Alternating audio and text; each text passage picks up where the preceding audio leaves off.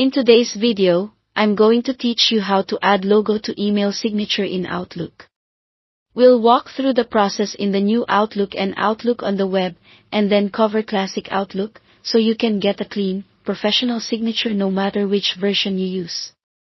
If you're in the new Outlook or using Outlook on the web, start by opening the settings menu using the gear icon in the top right. From there, go to Accounts, then select Signatures. This is where all your signatures live.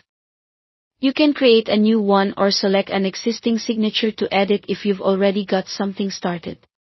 In the editor, place your cursor exactly where you'd like the logo to appear, for example above your contact details or aligned to the left of them. Next, click the Insert Picture icon, the one that looks like a small mountain with a sun. Browse to your logo file, select it, and insert.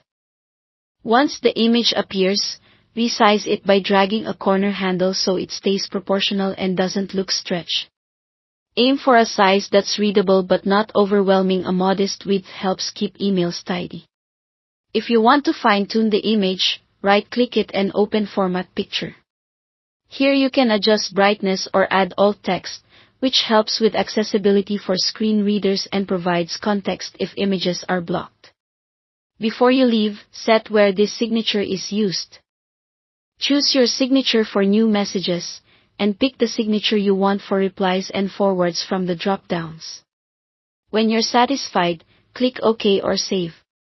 To confirm everything works, compose a new email and check that your signature, including the logo, is automatically applied. If you're using Classic Outlook on Windows, the flow is similar. Open File in the top left, select Options, then go to Mail, and click Signatures. In the Signatures window, create a new signature or select an existing one to edit. Place your cursor where the logo should go, click the Insert Picture icon, browse to your logo, and insert it.